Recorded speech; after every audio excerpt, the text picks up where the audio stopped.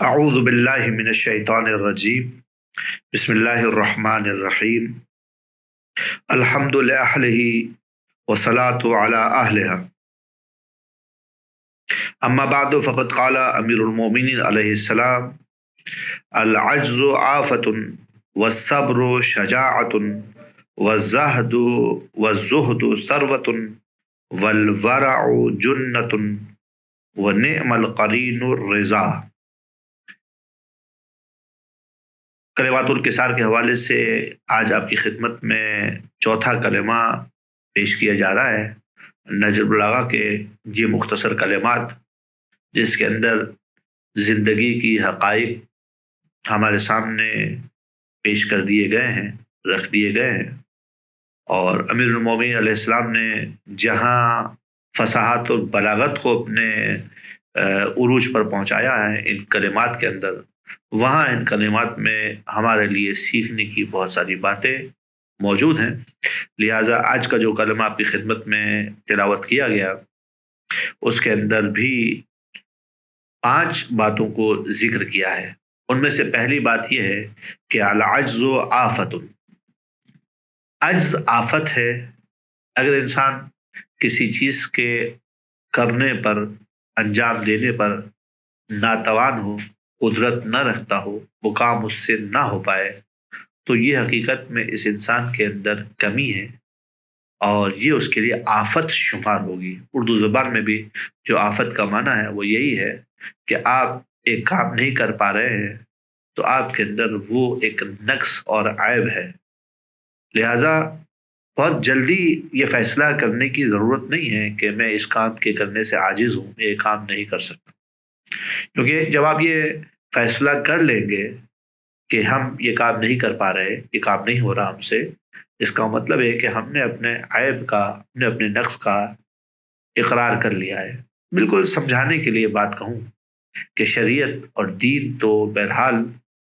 تمام عجوبات کے ساتھ چلتا رہتا ہے، لیکن کمال انسانی کے لیے انسان دغ و دوگ ہمیشہ کرتا ہے۔ مثال کے طور پر ایک انسان ہے، اس کے پاس جو ہے وہ ایک ہاتھ نہیں ہے، تو یہ انسان جو ہے وہ کامل سجدہ کرنے سے، مکمل سجدہ کرنے سے عاجز ہے۔ تو ایسا نہیں ہے کہ شریعت اس کے اس ناقص سجدے کو قبول نہیں کرے گی، شریعت کہے گی کہ تمہارا یہ ناقص سجدہ ہمیں قبول ہے اور ہماری نگاہ میں یہ کامل بھی ہے، بالکل درست ہے۔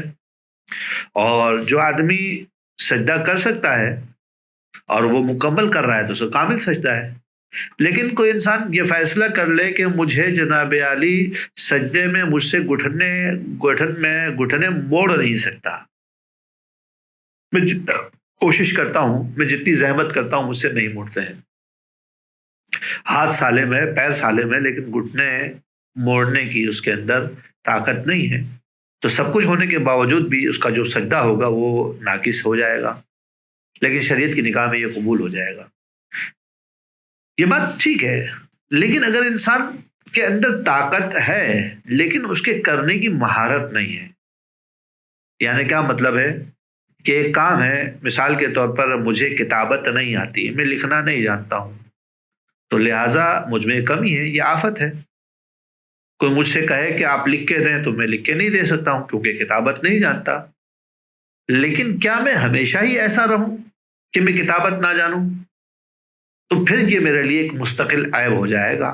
یعنی کہ ہمیں سمجھایا جا رہا ہے کہ جو عجز تمہارے پاس ایسے ہیں کہ جو تم نہیں کر سکتے ہو، ٹھیک ہے، وہ آفت ہے، عیب ہے، لیکن اس کا مطلب یہ نہیں ہے کہ اس عجز کو تم برطرف نہ کرو۔ کم از کم جو عجز، جو کمیاں، جو ناتوانیاں تم میں پائی جاتی ہیں، جنہیں تم برطرف کر سکتے ہو تو ضرور کوشش کرو کہ ان عیوبات کو برطرف کرو۔ مثال کے طور پر تمہیں کتابت نہیں آتی تو تم کتابت کو سیکھو، تمہیں اچھی قرائت نہیں آتی، ابھی تم عاجز ہو، لیکن سیکھو تو، برطرف تو کرو اسے۔ تمہیں نماز کامل نہیں آتی، عاجز ہو، لیکن اس کا مطلب یہ نہیں ہے، معنی یہ نہیں ہے کہ تم ہمیشہ ہی نماز سے نابلد رہو، بلکہ اس کے سیکھنے کی کوشش کرو تاکہ ہمارے کمیاں جو ہیں، ہمارے نقصانات جو ہیں، نقائص جو ہیں، وہ کم سے کم ہوتے چلے جائیں۔ بے شک انسان میں بڑی کمیاں ہیں، خلق الانسان ضعیفہ کا مصداق ہیں ہم سب، کہ ہمیں ضعیف خلق کیا گیا ہے، لیکن ضعیف رہنے کے لیے خلق نہیں کیا گیا ہے، ہمیں کمال کی طرف جانے کے لیے خلق کیا گیا ہے۔ کچھ ایسی محدودیتیں ہیں کہ یقیناً ہم اس سے باہر نہیں نکل سکتے، لیکن ساری محدودیتیں ایسی نہیں ہیں۔ لہذا جس چیز میں انسان کے پاس قدرت ہے کہ وہ چیز کرنے کے بعد، سیکھنے کے بعد، اس میں مہارت حاصل کرنے کے بعد اپنے عجز کو برطرف کر سکتا ہے، تو انسان کو یہ عجز یا عاجزی برطرف کرنی چاہیے کہ وَالصَّبْرُ شَجَاعَةٌ، اور وَالصَّبْرُ شَجَاعَةٌ، اور صبر شجاعت ہے، بہادری ہے۔ دیکھیے صبر نام کس چیز کا ہے؟ صبر حقیقت میں نام ہے کسی اس کام کو انجام دینا جس کے انجام دینے کے لیے نفس راضی نہیں ہے، لیکن مرضی پروردگار اس کی انجام دہی میں ہے۔ تو جس کیفیت کے ساتھ میں اس کام کو انجام دوں گا تو اس کیفیت کا نام صبر ہے۔ مثال کے طور پر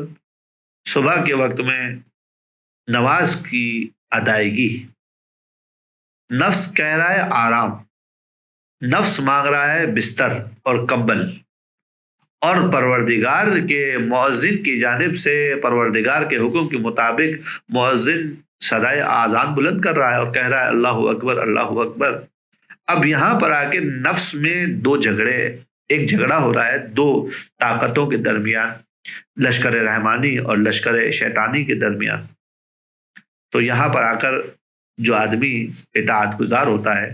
اللہ کا بندہ ہوتا ہے، وہ بہرحال اپنے نفس کو ہرا کر کھڑا ہو جاتا ہے نماز پڑھنے کے لیے۔ تو اس کا نفس آرام مانگ رہا ہے، لیکن وہ نفس کی نہیں سن رہا ہے اور نماز پڑھ رہا ہے، اور ابھی تھوڑی دیر کے بعد آپ دیکھیں گے جیسے ہی نماز پڑھ لے گا تو سو بھی جائے گا۔ اس کا مطلب ہے کہ وہ 4-5 منٹ یا 10 منٹ کا جو وقفہ اس نے گزارا ہے وہ صبر کی حالت میں گزارا ہے۔ یہ ایک مثال ہے صبر کی۔ دوسری مثال بھی ہو سکتی ہے صبر کی۔ مثال کے طور پر نفس کسی کام کے کرنے کو آمادہ ہے اور بہت چاہ رہا ہے کہ نفس وہ کام کرے، لیکن عقل انسانی اور شریعت انسان سے کہہ رہی ہے کہ خبردار اس کام کو انجام مت دینا۔ مثال کے طور پر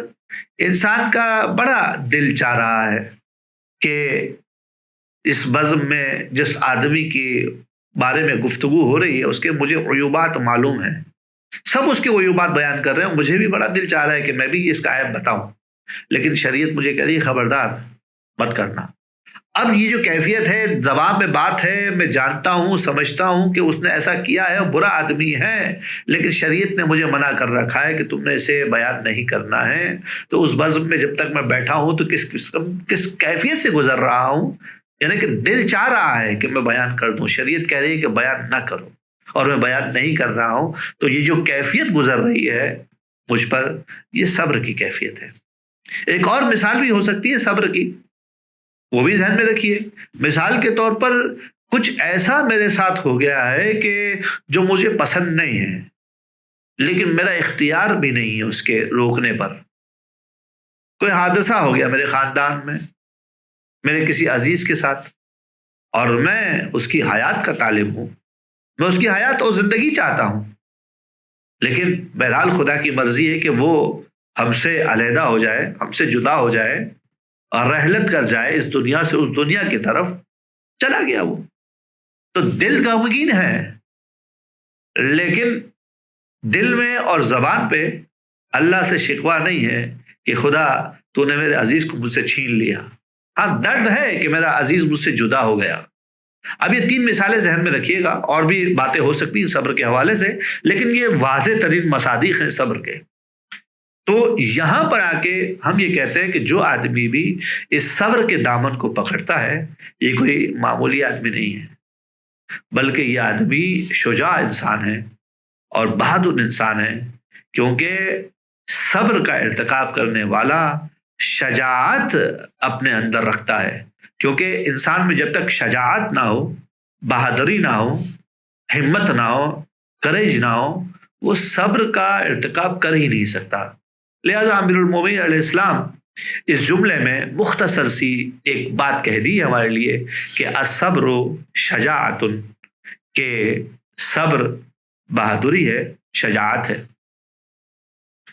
اگلا جملہ جو حضرت نے ارشاد فرمایا وَالزُّهْدُ ثَرْوَةٌ، زہد دولت ہے۔ دیکھیے عربی زبان کے اعتبار سے زہد کا ہم اردو زبان میں جب بھی یہ لفظ استعمال کرتے ہیں، پہلے اردو زبان کا استعمال دیکھ لیں ہم، زہد کا لفظ استعمال کرتے ہیں کہ فلانی زاہد ہے، فلانی بہت بڑا زاہد تھا، تو اس کا مطلب ہمارے ذہن میں آتا ہے تقوی اور پرہیزگاری۔ لیکن عربی زبان میں ایسا نہیں ہے۔ عربی زبان میں یہ لفظ زہدہ کیسے استعمال ہوتا ہے؟ کبھی یہ استعمال ہوتا ہے زہدہ فی الدنیا، ایسے کہتے ہیں، اور کبھی کہتے ہیں زہدہ عن الدنیا، اور یہ ایک ہی لفظ ہے، بس فرق آ رہا ہے فی الدنیا اور عن الدنیا کا، کہ دونوں کا ترجمہ الگ ہے اور بالکل متضاد باتیں ہیں۔ عربی زبان کے اعتبار سے جب کہیں کہ فلانی زید، فلاں شخص زہدہ فی الدنیا، دنیا میں رغبت رکھتا ہے، دنیا طلب ہے، اور جب ہم کہیں یہ کہ زہد عن الدنیا، تو اس کا مطلب یہ ہے کہ فلانی دنیا سے بے رغبتی رکھتا ہے۔ بس یہ بات ذہن میں رہے کہ اردو زبان کے اعتبار سے ہم جب لفظ زہد استعمال کرتے ہیں تو زہد کے مقابلے میں ہمارے ذہن میں کیا آتا ہے؟ ہمارے ذہن میں آتا ہے تقوی اور پرہیزگاری، جبکہ زہد کا اور زہد کا جو معنی ہے، اور اگر پرہیزگاری والا ہی عنصر لے لیا جائے کہ وہ دنیا سے بے رغبتی رکھتا ہے، تو زہد کا مطلب یہ ہے کہ اس آدمی کو دنیا سے لگاؤ نہیں ہے، دنیا پرست نہیں ہے،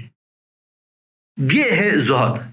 اب اگر انسان کے پاس زہد آ جائے، دنیا سے لگاؤ نہ ہو، تو مطلب کچھ مصادیق ہو سکتے ہیں۔ مثلا اسے اس بات سے لگاؤ نہیں ہے کہ اس کے دوست بہت سارے ہوں، اسے اس بات سے لگاؤ نہیں ہے کہ اس کے پاس مال بہت سارا ہو، اسے اس بات سے لگاؤ نہیں ہے کہ اس کے پاس جائیداد بہت ساری ہو، اسے اس بات سے لگاؤ نہیں ہے کہ اس کے پاس جو ہے عزت بہت ساری ہو۔ یہ جو چیزیں انسان جن کے پیچھے بھاگ رہا ہے، حقیقت میں اگر انسان اس بات کے طلبگار ہے کہ میرے پاس مال بہت ہونا چاہیے، تو یہ دنیا پسند ہے، دنیا کو پسند کرتا ہے، دنیا میں رغبت رکھتا ہے۔ دولت بہت ساری ہو، دنیا میں رغبت رکھتا ہے، خواہش اگر اس کی ہے، ہو نہ ہو فرق نہیں پڑتا اس سے۔ خواہش کیا ہے، کیفیت کیا ہے، اس کے نفس کی کیا کیفیت ہے، دل کی کیا کیفیت ہے؟ خواہش یہ کہ میرے پاس اولاد بہت ہو، تو یہ دنیا کی طرف رغبت رکھتا ہے۔ خواہش یہ ہے کہ میرے پاس جو ہے مجھے شہرت بہت ملے، میرا نام ہونا چاہیے، یہ دنیا پرست ہے۔ اور ایک آدمی ایسا ہے کہ اسے دنیا سے کوئی تعلق نہیں ہے، دنیا گریز نہیں ہے، دنیا سے بھاگتا نہیں ہے،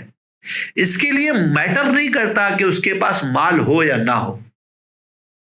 سمجھ رہے ہیں میری بات کو؟ اس کے لیے میٹر نہیں کرتا کہ میرے پاس اولاد کی کثرت ہو یا نہ ہو، اس کے لیے میٹر نہیں کرتا کہ لوگ مجھے پہچانے یا نہ پہچانے، اس کے لیے میٹر نہیں کرتا کہ میں مشہور ہو جاؤں یا نہ ہو جاؤں، کوئی معنی میٹر نہیں کرتی ہے۔ اس کا مطلب یہ ہے کہ یہ آدمی جناب علی دنیا سے بے رغبتی رکھتا ہے۔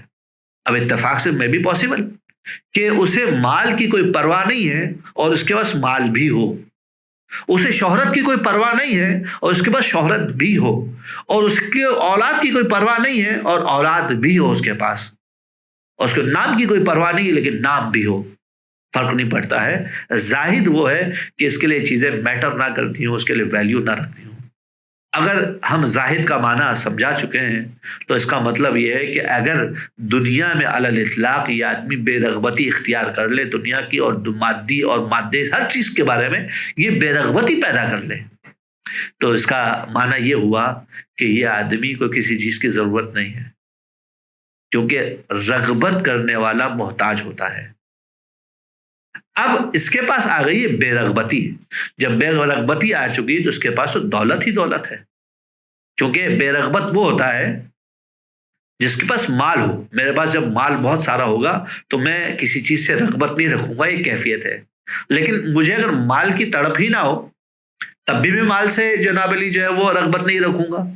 تو دونوں صورتوں میں نتیجہ ایک ہی ملے گا کہ اس کے پاس مال ہے اس لیے وہ مال سے بے رغبت ہے، اور میرے پاس مال نہیں ہے لیکن مجھے مال میں رغبت ہی نہیں ہے تو میں اس مال سے بے رغبت ہوں۔ تو بالکل واضح یہ امیر المومنین علیہ السلام نے ارشاد فرمایا کہ الزہد ثروۃ، کہ زہد بہت بڑی دولت ہے، ثروۃ عظیمۃ، بہت بڑی دولت ہے، کہ جس کے پاس یہ زہد آ جائے اس کا مطلب ہے کہ وہ کسی چیز کے پیچھے نہیں بھاگے گا، اسے کسی چیز کی تڑپ نہیں ہوگی، اسے کسی چیز کی خواہش نہیں ہوگی، بے نیاز رہے گا، خدائی صفت آ جائے گی اس کے اندر۔ اور اگلا جو جملہ ارشاد فرمایا گیا کہ والورع جنۃ، ورع کہتے ہیں احتیاط کو۔ ورع ہمارے یہاں پہ لفظ استعمال کیا جاتا ہے تقوی اور ورع، ابھی جیسے میں نے پہلے آپ کی خدمت میں عرض کیا کہ ہم پرہیزگاری، تقوی اور زہد کو ایک ہی سمجھتے ہیں جبکہ ایسا نہیں تھا، اسی طریقے سے ہم ورع اور تقوی کو بھی ایک سمجھتے ہیں جبکہ یہ ورع اور تقوی ایک نہیں، الگ الگ چیزیں۔ ورع حقیقت میں احتیاط کا نام ہے، یعنی کیا مطلب احتیاط کا احتیاط کا مطلب یہ ہے، فرض کیجئے کہ ہم کسی مقام پر جانے کے بارے میں سوچ رہے ہیں اور ہمیں خبروں میں یہ اطلاع ملی کہ وہاں پر جو ہے وہ ڈاکو گھوم رہے ہیں، میں بھی پاسبل کہ وہاں پہ ڈاکو نہ ہو اور ممکن ہے کہ وہاں پہ ڈاکو ہو، تو میں احتیاط کرتا ہوں کہ وہاں نہ جاؤں، یہ ہے ورع۔ یا مثال کے طور پر آپ بس کا سفر کر رہے ہیں، ٹرین کا سفر کر رہے ہیں اور آپ کو خبر ملی ہے کہ بس اور ٹرین میں کچھ لوگ آتے ہیں اور کچھ چیزیں کھلاتے ہیں جس کی وجہ سے انسان بے ہوش ہو جاتا ہے اور اس کے بعد لوٹ کے چلے جاتے ہیں۔ آپ کے ذہن میں یہ بات آئی، آپ نے ٹرین کا سفر کیا اور وہاں پر آ کر کسی سے آپ کی بہت گہری دوستی ہو گئی، لیکن آپ یہاں پر آ کے احتیاط کر رہے ہیں۔ کیا احتیاط کر رہے ہیں؟ اس کا دیا ہوا کھا نہیں رہے ہیں۔ یہ کیا ہے؟ یہ ورع ہے۔ دین کے بارے میں ورع کا مطلب یہی ہے کہ انسان اس بات پر فوکس رہے، ایسا نہ ہو کہ یہ کام مجھے جہنم کا راہی کر دے اور میرے لیے جنت کی راہیں مسدود کر دے۔ اگر کوئی ایسا فعل میرے سامنے آ گیا کہ جس کے بارے میں مجھے پتا ہے کہ مجھے یہ جنت سے روکے گا، مجھے یہ جہنم لے کر جائے گا، اگر مجھے یقینی طور پر معلوم ہے تو یہ ورع نہیں ہے، یہ تو علم کا نتیجہ ہے کہ میں کام نہیں کروں گا۔ بالکل ایسا ہی ہے جیسے آپ کے سامنے کوئی شخص ہتھیار لے کر کھڑا ہو جائے، خبردار ہلنا نہیں، تو آپ نہیں ہلیں گے۔ تو یہ نہیں ہلنا یہاں پر ہتھیار کے سامنے یہ ورع نہیں ہے، بلکہ اس کے ہتھیار کو دیکھ کر آپ کے زندگی میں جو عمل آ رہا ہے وہ سیدھا سیدھا ہے۔ لیکن وہ جو مثالیں میں نے دی ہے، ممکن ہے کہ وہ جو آپ کو شربت پلا رہا تھا، وہ جو جوس پلا رہا تھا، وہ نقصان دہ نہ ہو، اور ممکن ہے کہ نقصان دہ ہو، ہمیں خبر نہیں تھی، اور وہاں پر احتیاط کریں تو اسے کہتے ہیں ورع۔ تو اگر دنیاوی معاملات میں مجھے معلوم ہے کہ نماز چھوڑ دینے سے پروردگار ناراض ہوگا تو نماز نہیں چھوڑ رہا ہوں میں، یہ ورع کا مصداق نہیں ہے، بلکہ ایک ایسی جگہ ہے کہ جہاں پر مجھے ڈاؤٹ ہو رہا ہے یہ کام میرے لیے کرنا صحیح ہے یا صحیح نہیں ہے۔ مثال کے طور پر ایک گلاس ہمارے سامنے رکھا ہوا ہے، ہمیں ڈاؤٹ ہو گیا کہ پتہ نہیں اس میں پانی نجس ہے یا پاک ہے۔ شریعت کا حکم تو یہ ہے کہ آپ پی سکتے ہیں، آپ کے لیے کوئی ممانعت نہیں، آپ اسے پاک سمجھیں، لیکن ورع کا تقاضا یہ ہے، احتیاط کا تقاضا یہ ہے کہ آدمی نہ پیے ان جگہ پر کہ جہاں پر انسان کو پتہ نہیں ہے اور شریعت کی طرف سے حکم بھی آیا ہے اجازت کا، وہاں پر احتیاط سے کام لینا یہ ورع ہے، یہ جناب علی احتیاط ہے۔ تو لہٰذا اگر کوئی آدمی ورع کے ساتھ چل رہا ہے، احتیاط کے ساتھ چل رہا ہے، تو امیر المومنین علیہ السلام فرماتے ہیں کہ الورع جنۃ، ورع تو ایک قسم کی سپر ہے جو تمہیں حقیقت میں شیطانی حملوں سے بچائے گی، جو تمہارے نفس امارہ کے جو آرڈرز ہیں اس آرڈر سے بچائے گی کیونکہ ورع کا استعمال کرنے والا انسان وہ ہوتا ہے جو واجبات اور محرمات کو طے کر کے احتیاط کی منزلوں میں جب گھس جاتا ہے تو شیطان اس کے ساتھ جھگڑ رہا ہوتا ہے، اس کے ساتھ جو معاملہ کر رہا ہے اور اس کے ساتھ جو جنگ چل رہی ہے وہ ورع کے میدان میں چل رہی ہے، واجبات اور محرمات کے میدان میں نہیں چل رہی ہے۔ شیطان وہیں الجھا رہے گا، اور حقیقت میں آپ اس دوران میں اپنے محرمات، اپنے واجبات کو انجام دے رہے ہیں۔ جو طریقہ ہے، آپ کا ذمہ داری وظیفہ ہے کہ آپ محرمات سے بچ رہے ہیں، واجبات کو انجام دے رہے ہیں، اور ساتھ میں آپ کے پاس ورع بھی ہے، تو شیطان اس دور کے محاذ پر آپ سے جنگ کر رہا ہے، لہذا وہ قریب نہیں آ پائے گا۔ یہ کام ہوتا ہے سپر کا۔ یہ بالکل ایسا ہی ہے جیسے جنگ کے میدان میں جانے والا انسان کیا کرتا ہے، اپنے ساتھ ایک ڈھال بھی لے کر جاتا ہے، لیکن سینے پر بھی کچھ وہ باندھ کر کے جاتا ہے۔ وہ جو سپر ہوتی ہے وہ دور رکھنے کے لیے ہوتی ہے، اور جو بدن کے ساتھ باندھ رکھا ہے وہ اس لیے باندھ رکھا ہے کہ کوئی قریب آ جائے تو اس سے یہ بچا دے۔ ان دونوں کا کام ایک ہی ہے۔ کیا کام ہے کہ دشمن کی تلوار سے اپنے آپ کو بچانا ہے، لیکن سپر جو آپ کے سامنے ڈھال ہے وہ مثال کے طور پر 1.5 فٹ کے فاصلے پر دشمن کو روکے ہوئے آپ کے بدن کو سیف ہے، اور بدن کے ساتھ جو چیز جڑی ہوئی ہے، آپ کے ساتھ جو آپ نے زنجیریں وغیرہ باندھ رکھی ہیں، وہ کیا کر رہی ہیں؟ مثال کے طور پر آج کے زمانے میں ہم کہیں کہ بلٹ پروف جیکٹ پہنا ہوا ہے، وہ سیکنڈ اسٹیج ہے۔ تو مثال کے طور پر جو شیطان کے ساتھ جو مقابلہ ہو رہا ہے وہ 1.5 فٹ کے فاصلے پہ ہو رہا ہے، اور قریب آئے گا تو پھر دوسرے حملے کی تیاری ہوگی۔ لہٰذا یہ معنی بالکل واضح طور پر سمجھ میں آ رہا ہے کہ احتیاط حقیقت میں انسان کے لیے سپر ہے اور ایک ڈھال کا کام کرتی ہے۔ والورع جنۃ، احتیاط سپر ہے۔ اور اس کلمے یعنی چوتھے کلمے کا جو آخری حصہ ہے وہ ہے نعم القرین الرضا۔ قرین کہتے ہیں دوست کو، بہترین دوست رضامندی ہے۔ یعنی کیا مطلب؟ کہ راضی ہونا کن چیزوں سے؟ ہمیں پروردگار عالم نے بہت کچھ دے رکھا ہے اور بہت کچھ دینے والا بھی ہے۔ جو دے رکھا ہے اس سے ہم راضی ہو جائیں تو رضایت جو ہے ہماری، یہ ہمارا بہترین دوست ہے، کیونکہ یہ رضایت جو ہمارے پاس موجود ہے، جو اللہ کی نعمتوں کے بارے میں ہم اس کو رکھتے ہیں کہ پروردگار عالم نے مجھے سالم خلق کیا ہے، کوئی عیب نہیں ہے، پروردگار عالم نے مجھے 2 آنکھیں نورانی دے رکھی ہیں، پروردگار عالم نے مجھے 2 کان سننے کے لیے دے رکھے ہیں، گوش شنوا ہے میرے پاس پیر موجود ہے، سالم ہے، جوانی ہے، طاقت ہے، اہل بیت کی محبت ہے، یہ سب پروردگار عالم کی دی ہوئی نعمتیں ہیں۔ راضی ہو اس سے، خوش ہو اس پہ، یا نہیں تم محرومیوں کو دیکھتے ہو؟ تم یہ دیکھتے ہو کہ تمہارے پاس روزگار نہیں ہے، تم یہ دیکھتے ہو کہ تمہارے والدین تم سے جو ہے وہ جلد اس دنیا سے چلے گئے، تم یہ دیکھتے ہو کہ تمہارے پاس اپنا مکان نہیں ہے، تمہارے پاس جو نعمتیں موجود ہیں ان کی طرف تمہاری نظر نہیں ہے، اور جو محرومی ہے تم اس کو دیکھ رہے ہو۔ اس کا مطلب کیا ہے؟ دینے والے کی تقسیم پر راضی نہیں ہو۔ اس کا مطلب یہ ہے کہ تم رضا کی منزل پر نہیں ہو۔ پروردگار عالم نے علی الاطلاق ہم پر احسان ہی احسان کر رکھا ہے، اور وہ احسان اس ذات باری تعالیٰ نے روکا نہیں ہے، مسلسل کیے جا رہا ہے۔ اب میں اس کی دی ہوئی نعمتوں پہ شکر کروں تو اس کا مطلب ہے کہ میں راضی ہوں اس سے، اور میں شکوے کی کیفیت میں آ جاؤں کہ مجھے تم نے یہ نہیں دے رکھا